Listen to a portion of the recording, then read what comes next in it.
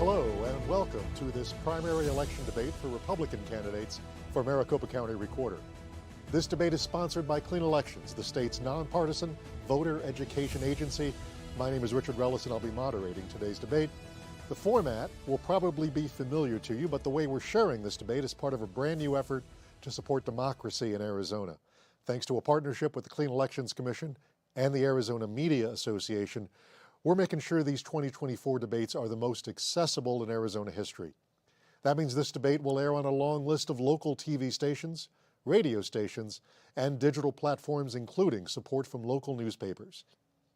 It's a shared effort among hundreds of local media brands across Arizona. Transparency is critical here. That's why these conversations have been designed with input from a broad group of journalists in Arizona representing both urban and rural communities. And we've tried to keep the rules simple. Each candidate will have a 2-minute opening statement and 1 minute for a closing statement. Candidates have drawn straws to determine that order. Throughout the debate, I'll pose questions to each candidate, allow them to answer, and then make sure other candidates have a chance to respond. Whenever a question is directed at a specific candidate, only that candidate's microphone will be open, but at all other times, every microphone will be open. Thank you to the voters across Arizona who have submitted questions for this debate. We've reviewed all of them to make sure every voice is heard. However, no candidates have been given advanced access to any of the questions. Before we begin, let's briefly explain the role of the county recorder. The recorder's office is responsible for maintaining voter files for the more than 2.6 million active registered voters in Maricopa County. The office partners with Maricopa County Elections Department to plan and hold county, state, and federal level elections for all eligible voters. And the office also processes and preserves more than 1 million property records annually. And if the election stuff gets boring, I have a sheath of questions about property records prepared. With that, let's introduce our candidates. Justin Heap, Donald Hiatt, and Stephen Richer. And Stephen Richer, the drawing of the straws says you have the first opening statement. You have 2 minutes. Okay. Fantastic. Thank you, Richard. My name is Stephen Richer. I am the Maricopa County Recorder. As Richard mentioned, my office is responsible for the recording of public documents, for voter registration and list maintenance, and for mail voting, the mail voting component of election administration in Maricopa County. My office is an office of about 150 full-time employees. For that reason, this should not be a person's first management job. It would be my two opponents' first management job. It was not my first management job when I took office in January of 2021. As a result, we've been able to get a lot of things done. We have cleaned the voter rolls. Richard mentioned 2.6 million active registered voters. But that statistic is actually from 2021 when I took office. We are now at 2.4 million registered active voters in Maricopa County. We've gone down by 200,000 despite being the fastest growing county in the United States. So anyone who talks about voter rolls has to establish that it has been done to the tune of 200,000 over the last 2 years. We've also done things like Maricopa Title Alert to prevent against title fraud. We've done things like enhanced ballot tracking. We've done things like rebuild our website. And another hallmark of my office is that we follow the law. Many cases have been filed over the last 3.5 years. My office has lost 0 cases, 0, because we follow the law. And it's for these reasons that I've been endorsed by the likes of Governor Jan Brewer, Governor Doug Ducey. Every single professional organization that has endorsed in this race has endorsed my candidacy. Fire, police, realtors, chambers of commerce, as well as every elections official, including the longest-serving Maricopa County Recorder in Maricopa County history, Helen Purcell. That is why I'm running for re-election. Thank you. Thank you, Recorder Richard. Donald Hiatt, you have 2 minutes for your opening statement. Thank you. My name is Don Hiatt, and by trade, I am not a politician. Our founding fathers envisioned that our country would be, our government would be run by the people, of the people, and for the people. They did not, however, envision a career politician who would use the government to enrich themselves. I am not looking at the recorder's race as a stepping stone to my next political ambition. I have a lifelong career of working with data integrity. I bring that skill to help work for the recorder's office. I'm looking forward to using my skills in that space. Unlike myself or both of my opponents, Mr. Richer has a propensity for not wanting to follow the law when it comes to the Ten Commandments or the Constitution. He does not believe the First Amendment should be used. He believes it needs to be amended or changed. He also has spent a lot of time on social media in canceling people and asking for their tweets or their posts to be removed, including removing their accounts from social media. So he comes to this race with, there was a recent document that was sent to him, a cease and desist, where he was blocking people in Twitter, and he admitted guilt, and he immediately unblocked 30 accounts after that event occurred. So I think that there's some issues that we have to look at as the integrity of the person who is going to be in this office. Thank you. And the final opening statement, Justin Heap, you have 2 minutes. Thank you. I'm Justin Heap. I'm running for Maricopa County Recorder. My family loves Arizona. For 6 generations, my family has poured our blood, sweat, and tears into clawing a life from the high deserts of Arizona. For the past 170 years, we have worked to create our own American dream right here in Arizona. And we have toiled to help make it a place of opportunity for our neighbors and for our fellow Arizonans. I'm running for this office because Maricopa County's elections have made us a national laughingstock. The 2022 election, from half the voting centers going down on the day of to a 3-week delay before we knew who had won the election, it has become clear that ensuring the right of every citizen to have confidence in their vote, regardless of party, has become the civil rights issue of our time. Unfortunately, our current county recorder has taken a different path, a path that disrespects and demeans the voters, a path that attacks anyone who criticizes his office and laughs off even the suggestion that there might be anything wrong with our election system. If I am elected county recorder, I will work tirelessly every minute of every day to ensure that we reestablish confidence in our election system, to show the voters in an open and transparent way that all Arizona election laws are being followed, that the voters are being respected and their concerns are addressed, and that everyone can have confidence once again in their right as a citizen to vote. We can fix this system. I hope that you will support me. Thank you. And now on to questions. Mr. Hiatt, we'll start with you. You spent time at the tabulation center and done some tours with Recorder Richer. What did you see there? Did anything that you saw concern you or sort of make your belief in the election system greater? When it comes to technology, you can't determine what's going on. You can follow the trace of the wires around the room, and if you were allowed into the room, you might be able to conclude, yeah, they don't go anywhere. But just standing there looking at it and the statement made, it can't be verified.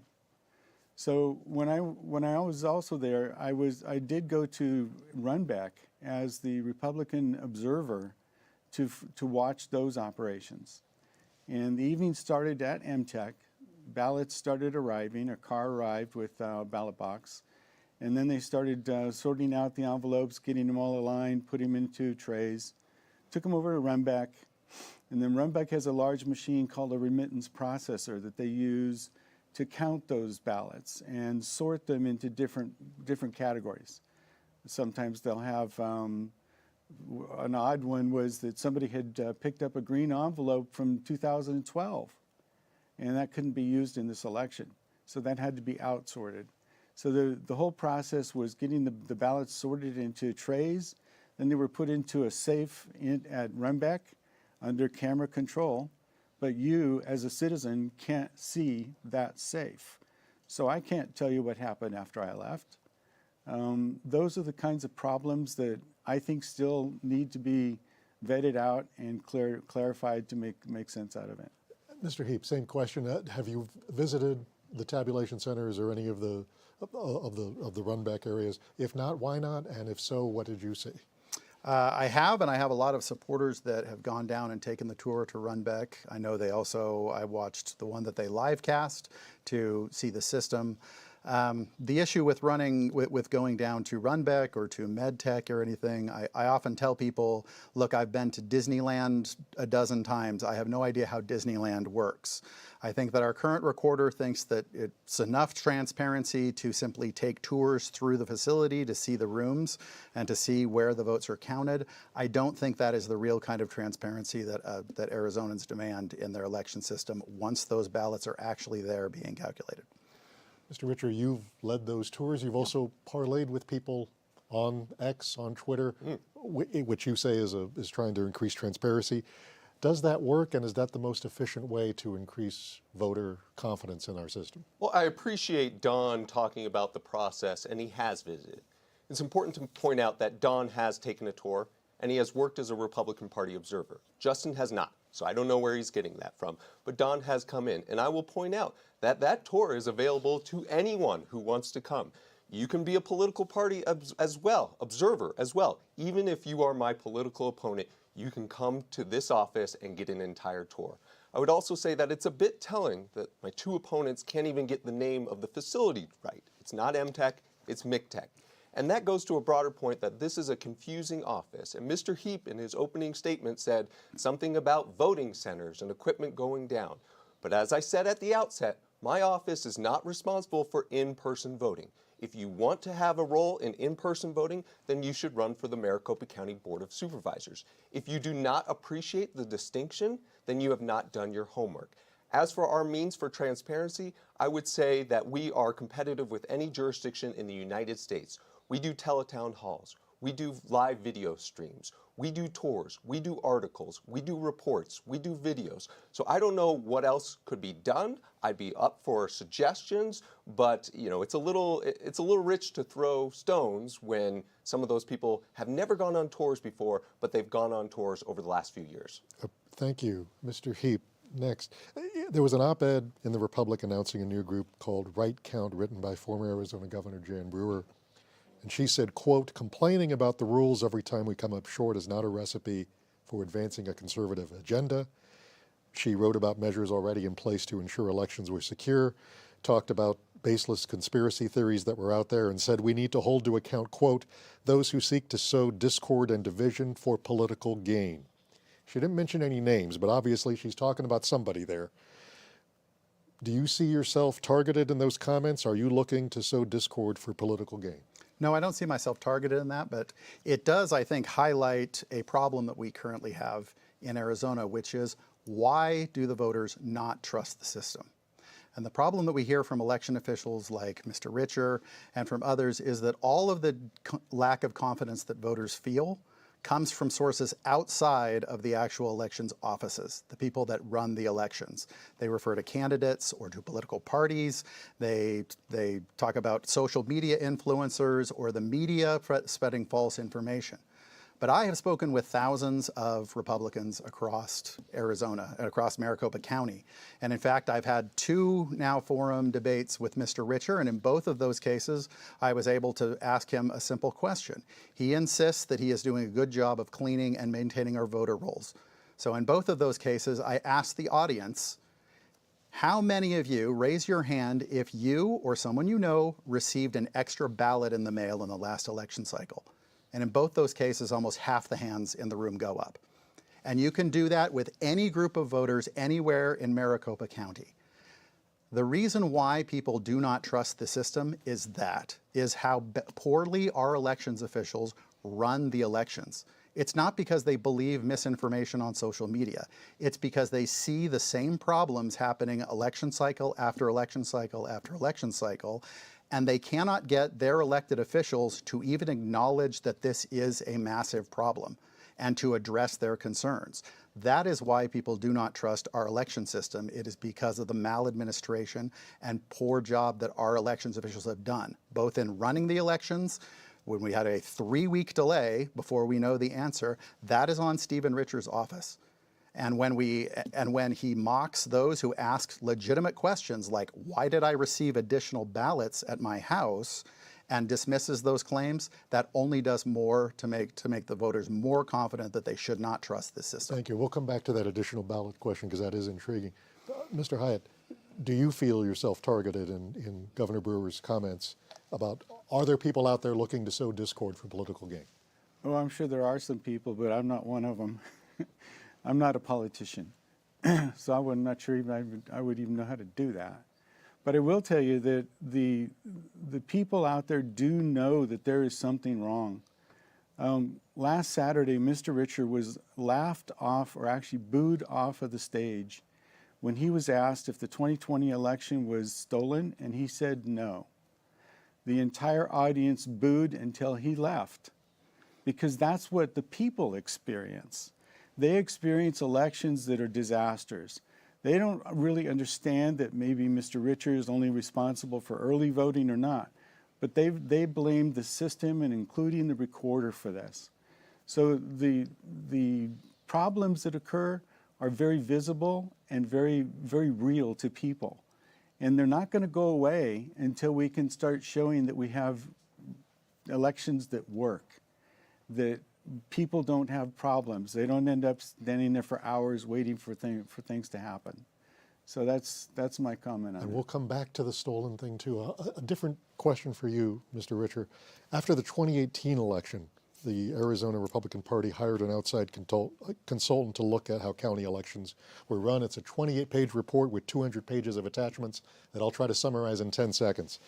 It said that the recorder at the time, Adrian Fontes, improperly publicized emergency voting centers, and that he changed procedures regarding signature verification.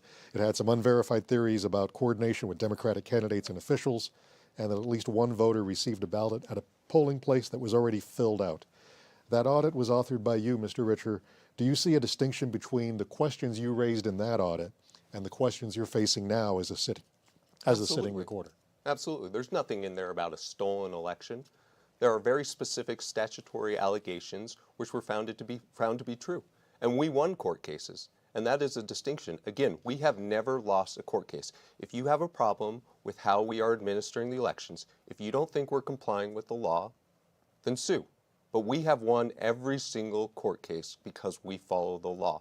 And so yes, I do. And I would say that just the professionalism of that report versus some of the reports that have come out since the 2020 election is markedly different.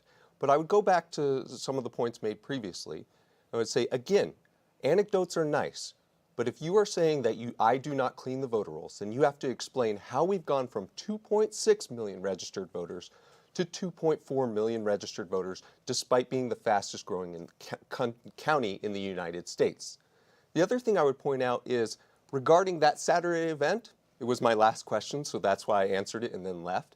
I was booed because I truthfully answered, was the 2020 election stolen? I said no.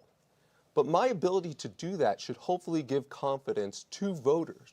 Now, these two have yet to answer that plainly. They can't tell you yes or no. They might hem and haw, but they cannot even answer the most simple question as to whether or not the 2020 election was stolen from President Trump. And if you can't answer that, then you either haven't done your homework for this office or you lack the courage to be in this office. Mr. Heap, and I guess we'll follow up on that last point. During your introductory news conference, you were asked if you thought the 2020 or 2022 elections were stolen, and you said as an attorney you only can make statements you can prove. Just to be clear, I'm asking you, Justin Heap, only you know what's in your heart and mind as an individual. Do you believe either election was stolen? Well, I'm going to give the same answer that I did. As Mr. Richer said, we've had cases go. We've had a lot of cases thrown out. We've never actually had a case that actually got to an evidentiary phase. We've never had a trial. We've never had a full examination of the evidence. As a civil liberties attorney, I don't make statements that I can't prove. But what I can say is two things. that there were inconsistencies and illegalities that were happened. I do not believe laws were followed. We had an almost complete breakdown in our chain of custody. We do have unsecured voter rolls. Stephen can continue to claim that he's done it, but I have talked to thousands of Arizonans who received additional ballots in the mail. I received an additional ballot at my house in someone else's name who has never lived at my house. And so that, for me, is a legitimate cause for concern and a reason to believe that the system is not being run in the way that it needs to be run. But the bigger issue than the potential for fraud or maladministration really is that the voters have lost confidence in the system. Ultimately, it doesn't matter what I might think about the system. If a substantial portion of our voters no longer trust that their ballots are being taken care of, that their voices are being heard, that alone is enough for our elected officials to treat them with enough respect to show them that we are fixing the system, to make changes, to reform our system in a way that restores confidence and transparency. We have all the tools to do that under Arizona law. We are simply not doing them with our current county This recorder's being office. a debate, not an interview, we'll take that answer as that. And before I get to you, just a brief follow-up. Do you need to keep the answer about whether the election was stolen opaque to gain votes of moderate Republicans?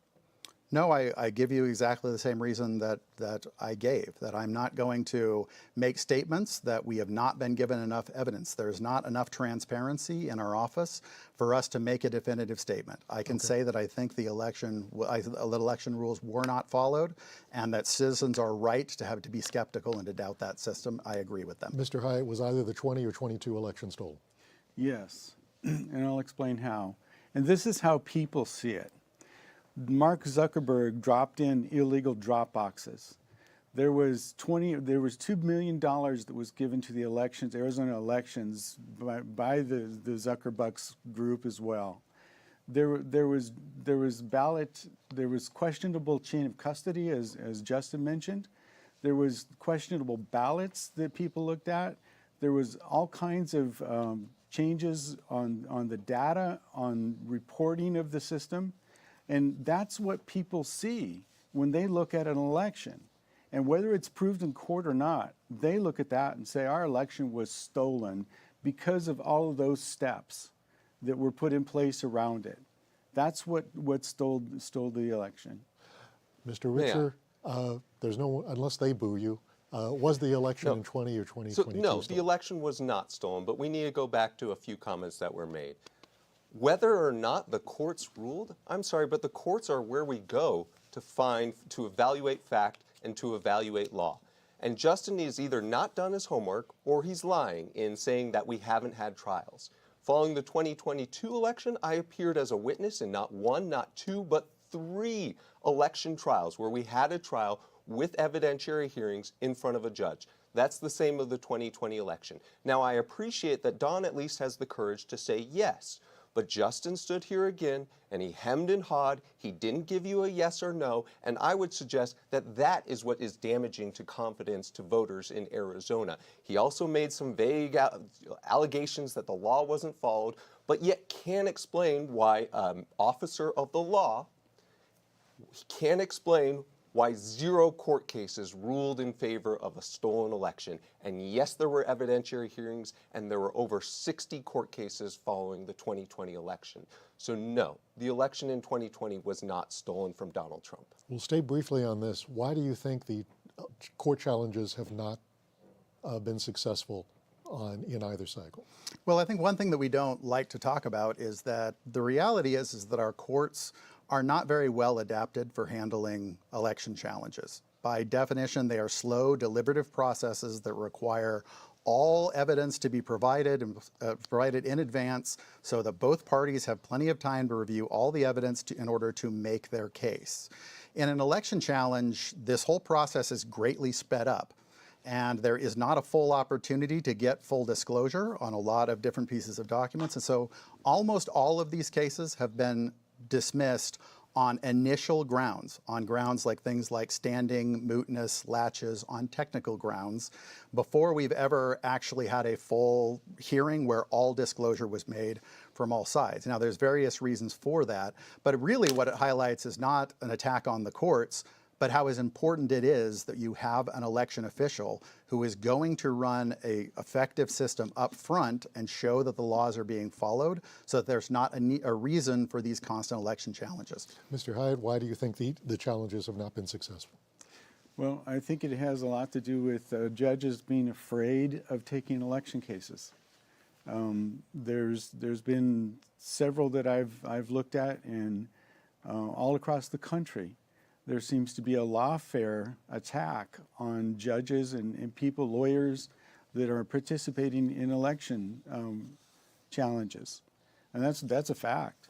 So why is that the case? Why is the other side, the left side, attacking the election process when somebody questions it? When they themselves questioned the elections in 2016, they said, "Oh, these were not fair elections. There were problems with it," and that Donald Trump was not their president. He wasn't a president. So a lot of this is vitriol, and a lot of it is fear. And I don't believe that the judges are acting clearly on those cases. And the same question to you. Why So have the I'll challenges point not? out that why are the judges ruling that way? Because that's what the fact and the laws militate. I don't think that our courts are ill-equipped or that our judges are scared. I think they followed the law. I think they followed the facts. And I would point out the fact that Justin went pretty quickly from there were no cases with evidentiary hearings to most of the cases were dismissed on other grounds. Not even that is true. We had multiple trials in 2020, multiple trials following the 2022 election, including one in the spring of 2023. So yes, the litigants had plenty of time to gather whatever necessary evidence in order to make their case, but their case is lost. And so while election litigation is an important part of the process, and I welcome anyone following election litigation, once you have lost, it's important for us to acknowledge it. And again, I would say to the extent that you have to hem and haw or say why the courts can't handle it or why the courts are afraid or maybe why the courts are liars or maybe why they're controlled by Soros, that is what is undermining confidence in the election process. If everyone just said, you know what, the courts looked at the facts and they looked at the law and this is how they ruled, then we would be in a much better place than we are today. Back to the multiple ballot thing. You say at events people raise their hands and you received multiple ballots yourself. What would happen if a voter returned more than one ballot? Do you think, because this would be something that the recorder's office would handle, do you think there are adequate safeguards in place that would ensure only one vote is cast, or what would you institute to ensure that, if not? No, I don't feel that there are, or at least those safeguards are not being followed. We have a serious problem with simply having unmaintained voter rolls. And we have tens of thousands, potentially hundreds of thousands of people who are still on our voter rolls who automatically receive a ballot through our early balloting system, who have either moved, have died, have changed addresses, were misregistered in the first place, and these ballots are being sent out. Once these ballots are received, if they are still a legitimate ballot, whether they should have been sent one or not, then realistically the only security we have on that ballot is the signature verification that we check, where we are supposed to have an open, transparent system where those ballots are checked. By as best we can tell in the legislature, and we have been working for 2 years, filing FOIA requests and attempting to get documents on this, and as well as the courts have looked at it, it does not appear that we are doing an effective job of first double checking when someone is registered to vote, whether they should be on there. If, for example, you have someone registered at a business, I know I met with someone yesterday who received a form allowing them to register to vote that was listed to resident at their business. Had that person filled out that thing and signed and sent it in, I don't believe that there are safeguards that this would have been caught at the recorder's office. We are not doing adequate signature verification as we are required by law. You can see that both in online videos that you can see on YouTube right now of approving almost every ballot. I do not trust the system as it is currently being operated. We are sending out too many ballots. We are not following any of the safeguards to make sure that these ballots are not being counted or caught. Mr. Hiatt, could someone potentially vote twice if they receive two ballots? If the system were to see their voter ID twice, one of the ballots, usually the second ballot, would be invalidated, but that's not a guarantee. I've spoken to a person who has been told he voted, and he did not. And he's chased this down through the recorder's office now for about 2 years. And every time an election comes up, somebody else seems to vote for him before he gets there. So there's problems with the voter rolls, definitely. There's 11,000 ballots that were sent to, well, 3 ballots each sent to 11,000 addresses for the exact same voter ID, name, last name, social security number. So when somebody says, oh, we cleaned up the voter rolls and these kinds of things show up, this showed up in the latest, one of the latest early voting data files. And that just simply says the voter rolls are not clean. Mr. Richer, why are people sometimes receiving more than one ballot, and what happens if someone does return it? So that didn't show up in the most recent data files, and I'm sorry that you don't understand the data files, but I will point out the effectiveness of the TORs. Don knows that on early ballot return affidavit envelopes, there's a barcode that links to the voter's profile. That meaning that even if that voter, for some reason, got 2 mail ballot packets, one of those would be automatically deactivated the second that one went out. Justin didn't know that, so the TORs are working. That's how we prevent somebody from voting twice, in addition to signature verification. To anyone who says that somebody's voting twice, I would say, show me. Show me. The reality is those people haven't come forward. Again, Justin references the courts. He references the state legislature. Signature verification has been upheld in the courts time after time, including with evidentiary hearings. And then I would also say that regarding signature verification, it is a process that I have materially improved, adding additional audit cues to the process. And so that is an important last check, but it is by no means the only check. Regarding dead voters, Mark Brnovich's office, as Attorney General, spent 10,000 man-hours looking for, quote, dead voters. Out of over 2 million votes cast in the 2020 election, they found 1. They found 1. So these allegations are nice, and sometimes they sound good on the internet, and sometimes they sound good here, but I deal with facts and I deal with law, and the courts have held time and time again that we have done it right, and that's why we have never lost. But I do appreciate Don pointing out the importance of that barcode. We'll start with you this time, Mr. Hiatt. Do you think that this issue of election integrity would be as strong if Donald Trump were working out of the White House and Kari Lake were working out of the governor's office? No, I don't.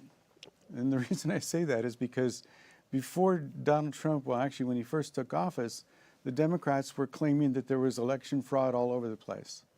So there's one of the problems is this. You cannot see when somebody stuffs the ballot box today.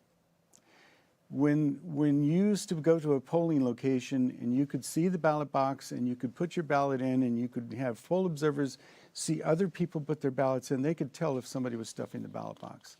But right now, you cannot see that because we have millions of green, no excuse, mail-in ballots coming in for who knows who on a lot of those registrations. In fact, I just received a registration last week from someone who bought a house in 1987. They've lived in the house since. It was a model home when they bought it. They are the only people that have ever lived or owned that house. And they just received a registration for someone at their address who did not provide adequate citizenship documentation. So they were told, you'll be able to vote in the presidential elections. That was last week. Mr. Heap, is this issue a results-based?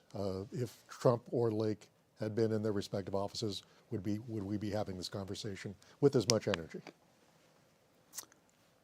Well, I imagine we might have it from the other side. I have to address, though, what the game that Stephen appears to be playing here, which is to take statements that we make, slightly change the meaning of what is said, and then imply that there's some sort of lie occurring here. What I said was that the courts had never had a trial. We've never had an actual full trial. Not that no evidentiary hearing in any case had ever been held. That's a very different thing. We've never had full disclosure. Then when I said, I received an extra ballot at my house in someone else's name, not my name, the name of someone else who never lived at my home. I didn't say that if one person sent 2 ballots with their name in it that wouldn't be caught. What happens to the hundreds of people that I have just met with who have said, I received ballots for other people that I don't know that have not lived in my house? Can we be sure that that some of those people aren't simply filling out those ballots, scribbling a signature and sending it in, and that is being caught? I don't think that we can. I don't think that we have the safeguards or the systems in place. But I go back again to it's the problems in our election system. It's the way our elected officials poorly run our elections and then dismiss and disrespect the voters that leads voters to have a lack of confidence. It's not the results. If the office was transparent and everyone could see that the law was being followed, we would be fine with whoever won. The citizens just want to know who won and that the winner won legitimately and that all the ballots were fairly canceled. And they are not getting that from their elected officials when they ask any reasonable question about our election system. There's a couple things to address there. The wonky question about what happens if someone gets a ballot at their address under 2 names. Does the system stop that? But also, do you see this as being results-based, that if Trump and Lake had won, we wouldn't be having this conversation at this level? At this level, absolutely. I think that a lot of this has been from the fallout of the 2020 election and from the 2022 election, because people have very prominently been unwilling to accept the results of those elections, and that's unfortunate.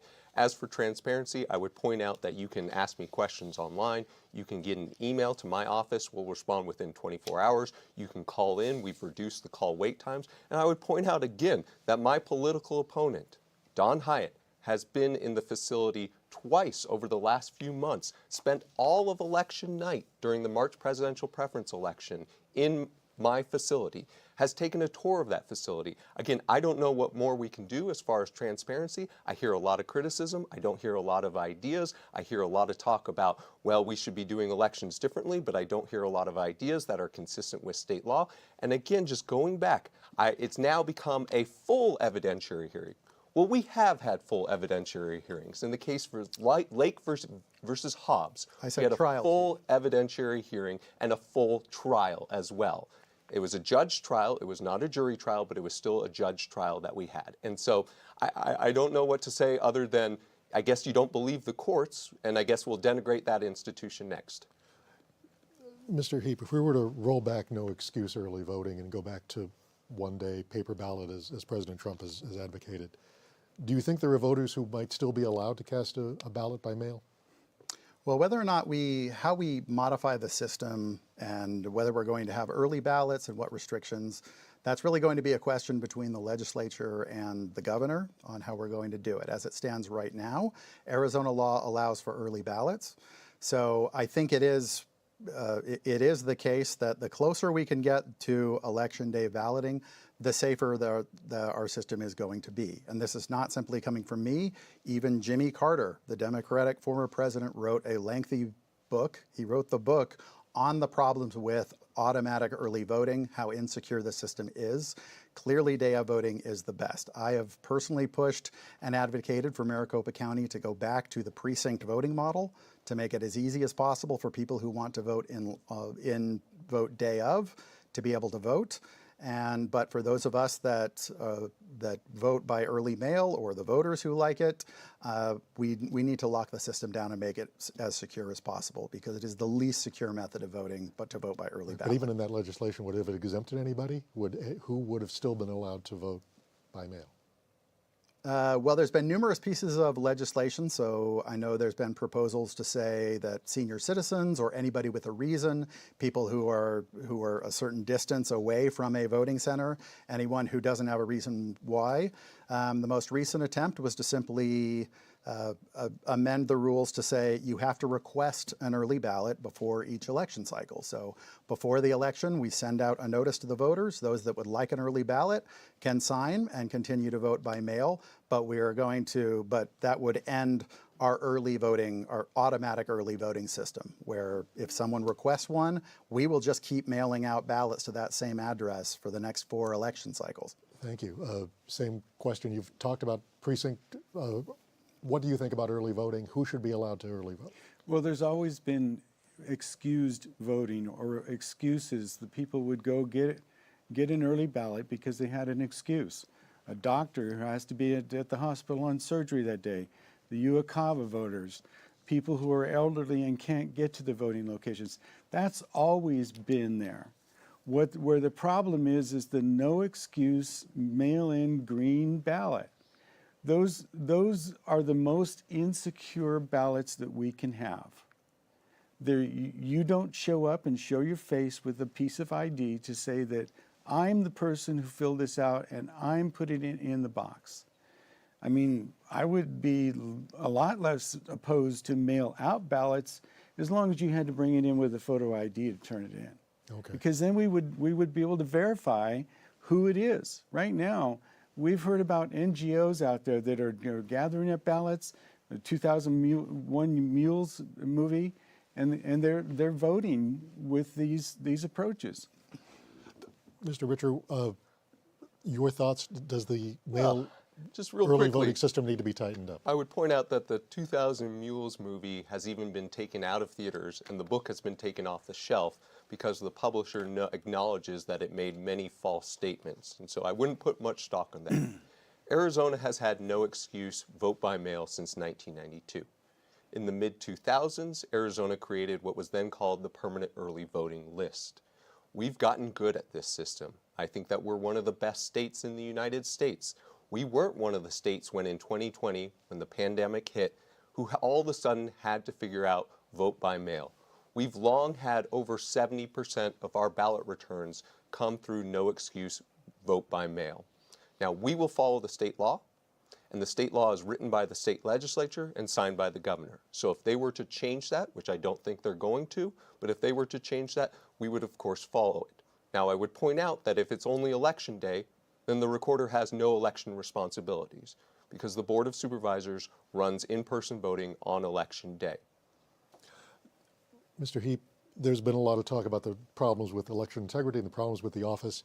A lot of the blame is being put at the feet of the current occupant. But do you think there's a deep state of some sort in the recorder's office? Are there longtime staffers who go back to the Helen Purcell era? Would you do some sort of vetting of long-term employees if you took office? Well, it seems that certainly in the last 2 election cycles, the voters have lost confidence in the system.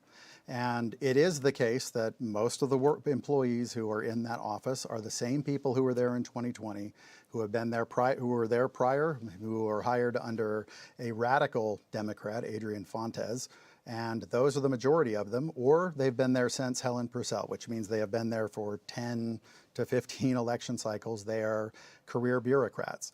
We need to do a review of everyone who is in that office, and we need to change the internal policy. We need to step in and basically do a performance review on the actual employees. We need to put forward a plan that says this is what Arizona law requires. This is how we are going to show the people that we are following Arizona law, and here is how we are going to correct the system to address what the voters are demanding of us. So, Mr. yes. Hiatt, same question. Do you think that you need to root out the longtime employees who have been there? Well, I think you would have to look at that, but I don't think that's really the core problem. I think that there's a lot of other areas where the issues lie, and I'll keep pointing back to the mail-in ballot. You can't prove that an envelope that came through the mailbox was actually put there by the person who's written on the outside of the envelope. There's supposedly a signature verification, and I say supposedly because we've all seen the issues with that. Somebody sitting there clicking and accepting every signature at 1.6 seconds each. I've been trained on the 38-step Secretary of State signature verification process. I've done, I think it was 20,000 signature verifications. My average rate was 20 seconds per each signature, because you're looking at signatures that come off of pin little tablets, kinds of things that make it very difficult to look for any kind of finesse in the signatures. So I don't think that the signature is adequate enough where there are not a lot of voters, a lot of votes that are being stuffed into the ballot box. I'm sorry. Mr. Richer, when you took office, what did you see as far as the longtime staffers who were there? So people don't seem to know my office, and that's okay. It's my office. But when I won election in November 2020, I had over 60 one-on-one Zoom calls with personnel in the office before I even set foot in the office. I categorically reject any insinuation that the people in the office today are anything but hardworking and ethical. Now, as for the duration of some of their time in the office, my chief of staff joined in 2021. My chief deputy joined in 2021. My director of voter registration joined in 2021. My director of technology joined in May of 2021. My director of recording services joined in 2022. So I don't really know who these long-term employees or people installed by the nefarious leftist Adrian Fontes really are. And I would also point out that all of these processes are bipartisan processes that can be watched by political party observers and can be watched on our video streams. So important to note that I think we'll continue to look at personnel as any responsible office does. And again, I've run offices before. I've been a manager. I've been in charge of large number of people. That's not true of these two. I'm going to have to take exception to that and rebut that, please. We'll have to move on to another personnel question. There was recently a theft of a security... I need to rebut that. Yes, very quickly. Okay, Mr. Richer keeps saying that I don't have any management experience. And what is your management experience? I've started 2 startup companies that went from 1 and 2 people to 300 people.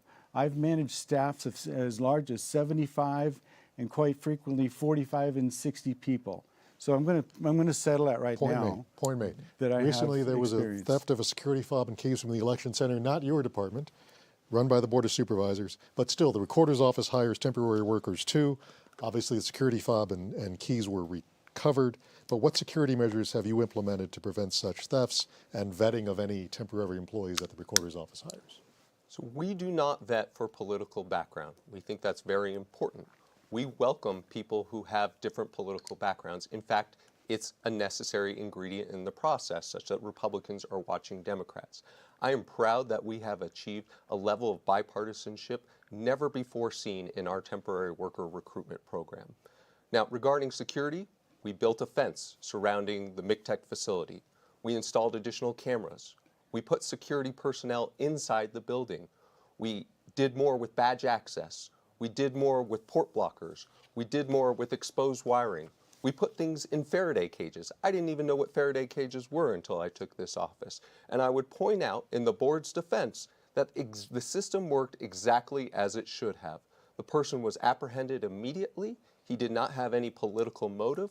He is now in the hands of the authorities, and he did not change or alter any system. But nonetheless, the board is going back, resetting things just to be extra cautious.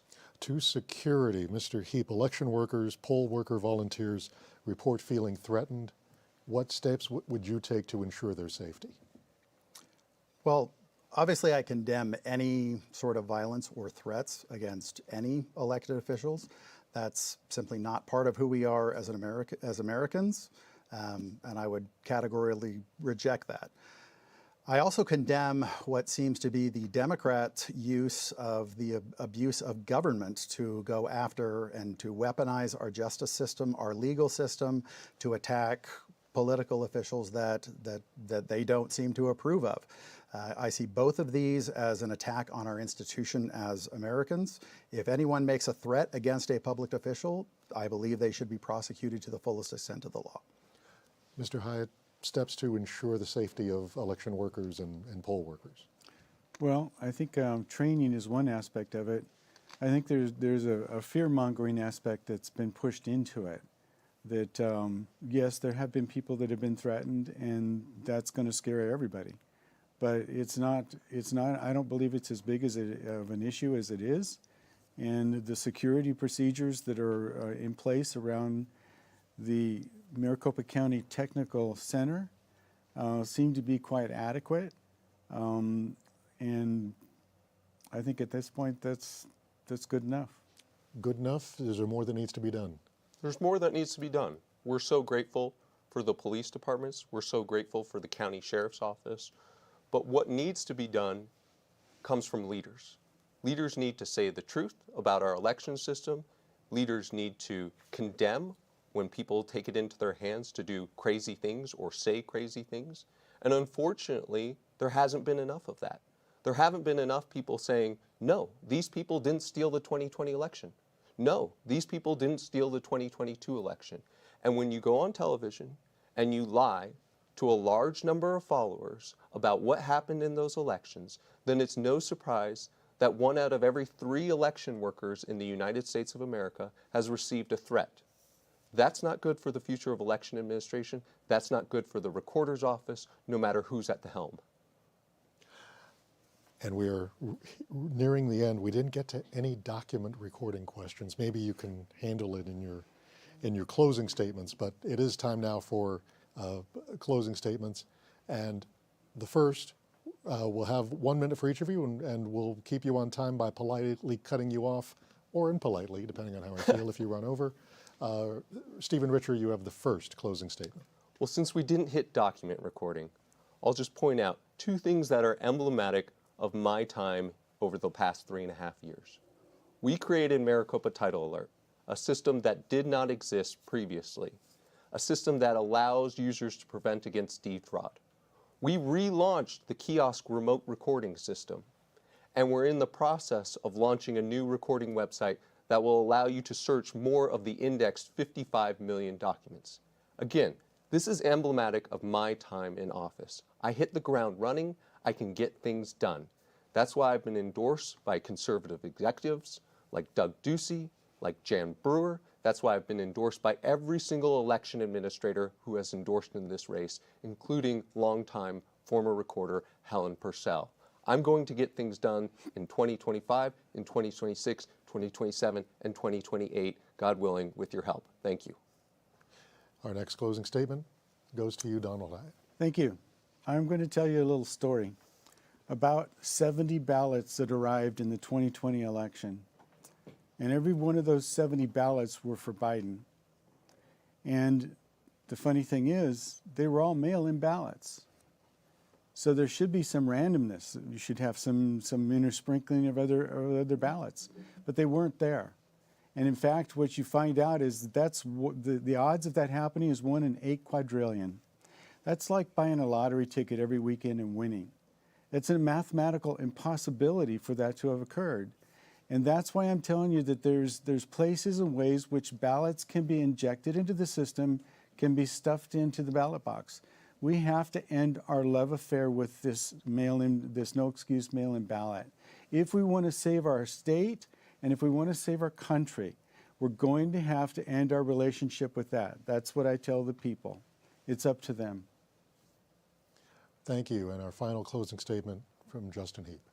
Thank you. So what we've heard here from our current county recorder is a lot of word games, a lot of accusations of lying. And the reason that he's playing these word games is because he doesn't have a record that he can stand on. He was the man in charge, the chief elections officer during the worst run election in Arizona history. And now he is running for re-election and asking you to have him in place for the next 2 election cycles. Every poll shows that voters across the spectrum, Republicans, Democrats, Independents, do not feel confident in the way our elections are run in Arizona. And a big part of that is Stephen Richer and the way he has conducted himself and run his office. It's time to replace someone in that office. I have spent the last 2 years working on Arizona election law in the legislature, and the one person I have never seen at the legislature is Stephen Richer. They're advocating for his office. We will respect the laws, we will restore confidence in the system, and we will make sure that the voters can once again feel confident that their votes are being fairly counted. I hope you'll support me for Maricopa County Recorder. Thank you. And I'm going to keep you for 1 minute because we have just a few seconds left.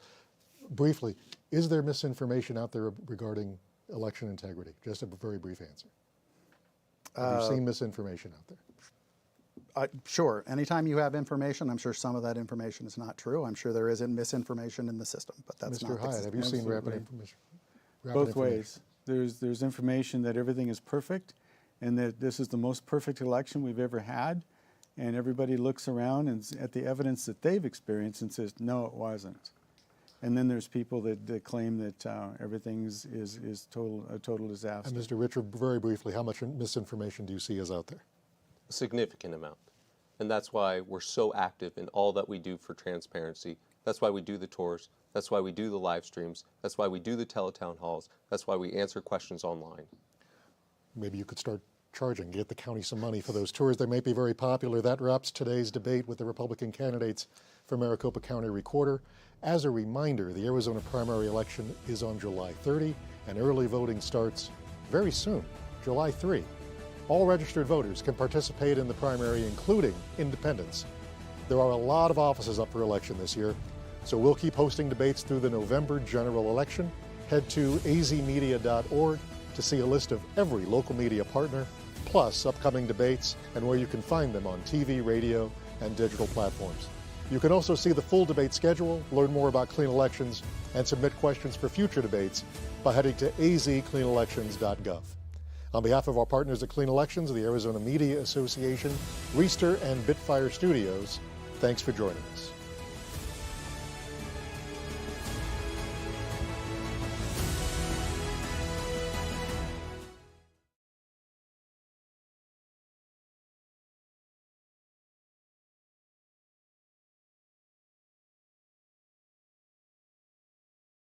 As a Marine